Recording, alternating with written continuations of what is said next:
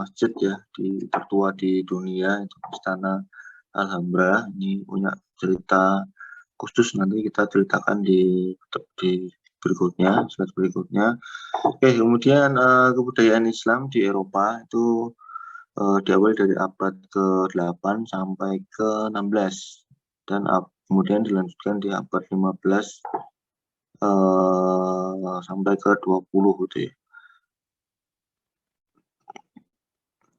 Secara umum, kebudayaan Islam adalah kebudayaan yang mengasimilasikan berbagai kebudayaan unggul dunia kuno. Dari segi ilmu pengetahuan itu ada Mesir, Mesopotamia, Sabin, India hingga Cina sampai ke Yunani dan Romawi purba gitu ya. Jadi falsafahnya itu Al-Tauhid atau demi Tuhan yang Maha Esa. Pada bidang arsitektur, kehebatan warisan budaya Islam adalah bentuk arsitektur masjid, kemudian bangunan benteng, bangunan prasarana, istana, dan arsitektur perkotaan. Jadi semuanya itu dikaitkan dengan keesaan Tuhan. Kemudian adapun seni-seni dekoratif Islam itu terkait dengan arsitektur sangat didominasi dengan bentuk geometrik ya, atau bentuk-bentuk simetri gitu, yaitu tanpa adanya gambar manusia sebagai ornamen dan dekorasi. Jadi karakternya itu. Terus, nah ini interior Masjid Cordoba, ini seperti kalian lihat ini arsitektur Islam itu syarat-syaratnya bentuk-bentuk geometrik gitu. Terus ornamen-ornamen yang geometrik juga bisa kalian lihat di situ. Dan terlihat ya, ini ada satu simetris gitu ya. Terus salah satu warisan arsitektur Islam di Andalus itu adalah Istana Alhambra. Itu di Granada yang dibangun pada abad ke-13 sampai 14. Istana ini memiliki 5 taman dalam dan dekorasinya penuh dengan detail yang belum pernah ada di bangunan kebudayaan Eropa manapun. Ini kombinasi hiasan geometrik padukan dengan ayat-ayat suci Al-Quran dan adanya unsur air dalam bangunan yang menambahkan unsur surga dan kebutuhan hidup. Nah, ini barangkali teman-teman sering melihat masjid itu dia biasanya dikelilingi kolam itu, air itu. Selain filosofinya itu sebagai unsur surga, juga kebutuhan wudhu, sama dia itu untuk kaitannya dengan kenyamanan, dia memproduksi panas yang masuk. Jadi angin dari luar itu, apalagi waktu panas itu kemarau, dia mau masuk ke dalam ruangan itu dia tereduksi sama air, sehingga udara yang masuk itu, angin yang masuk itu sudah bukan angin panas lagi, jadi anginnya itu angin dingin sejuk gitu dalamnya. Kemudian adanya di bangunan sebuah jembatan, lorong-lorong tempat-tempat sholat, adanya hiasan nama Allah. Ini nanti ada bentuk-bentuk kaligrafi dipadu dengan hiasan geometrik. Ini kemudian adalah ilmu ya, jadi ada perhitungan gerhana matahari, itu di samping adalah teori gerhana matahari. Kemudian di bawahnya itu astrolog ciptaan para ulama Islam. Oke, nah ini yang disebutkan tadi itu ada di tengah itu ada taman itu, terus ornamen geometrik. Masjid adalah bangunan yang paling utama dalam arsitektur Islam. Jadi pusat lingkungan sebagai tempat untuk bersosialisasi dan pendidikan. Jadi ketika kebudayaan Islam bermanifestasi sebagai suatu kekuatan politik, maka bangunannya istana itu menjadi pencurahan segala kehebatan dalam perwujudan arsitektur, masuk seni-seni hias bangunannya. Oke, ini contoh-contoh ornamen sketsa. Syarat dengan geometrik, bentuk-bentuk geometrik sama bentuk simetri. Zaman dulu ya, masjid zaman dulu. Ini contoh-contoh masjid-masjid zaman dulu. Ini juga ornamen geometrik. Kalau kalian lihat itu kan syarat dengan simetris sama geometrik, bentuk-bentuk geometrik. Ini tampak bangunan di Taman Singa, Istana Alhambra.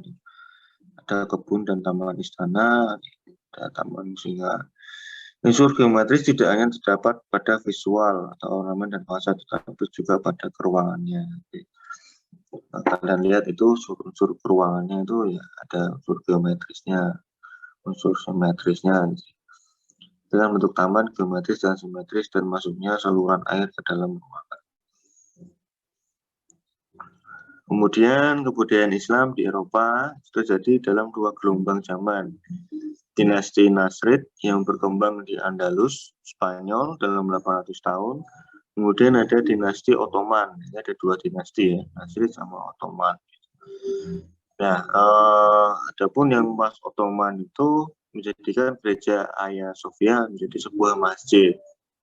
Dinasti Ottoman bertahan sampai abad ke-20. Turki sebuah republik.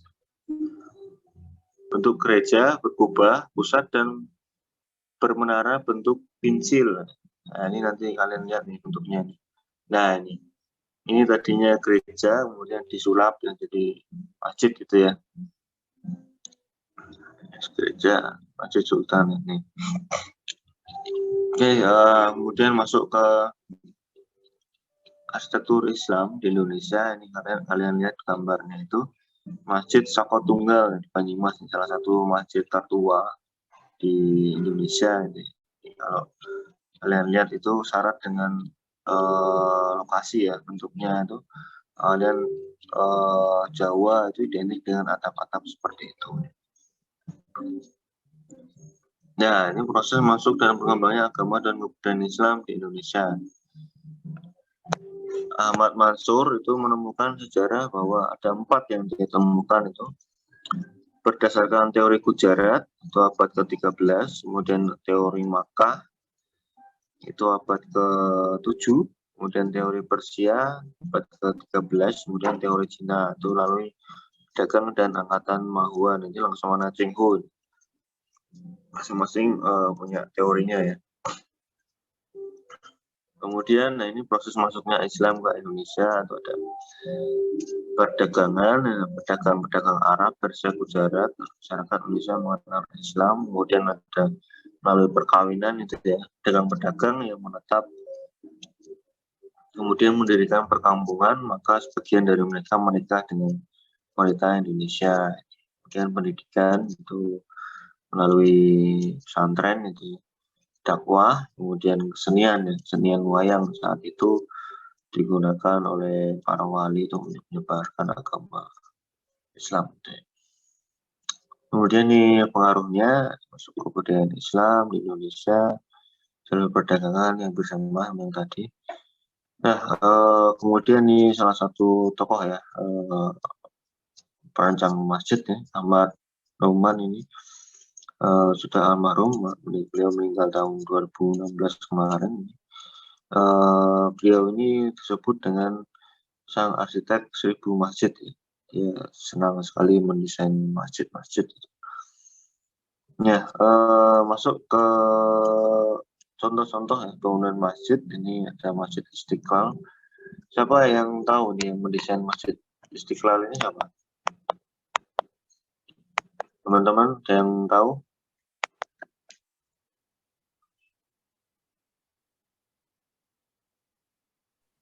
Frederick Silalaban, Pak. Frederick Silalaban ya. Saya move ke laptop ya. Ini lampunya udah nyala ini.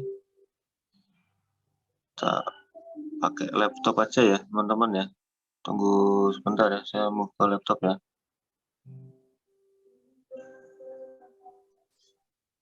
Supaya enak ini nanti ngecek.